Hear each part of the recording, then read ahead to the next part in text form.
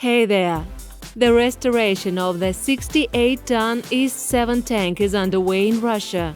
This tank was called Object 260 and was developed from 1945 to 1947.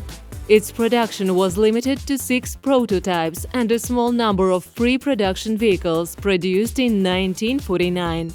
Like its predecessors, the IS-7 was designed to break through strong enemy defenses.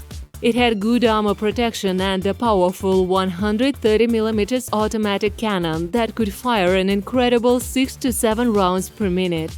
It was one of the heaviest Soviet tanks and the most powerful of its time. It wasn't adopted by the Soviets, but many of the technical solutions first applied to this tank were later successfully applied to other serial tank combat vehicles.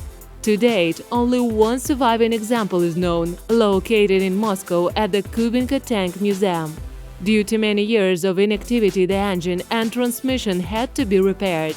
There were also a lot of rust, and the internal coloring of the tank was poorly preserved.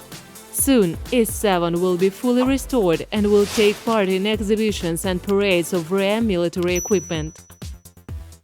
Thank you all for watching, friends! You can support our channel to create new historical videos by sending a super thank you or by sponsoring us for just a few dollars.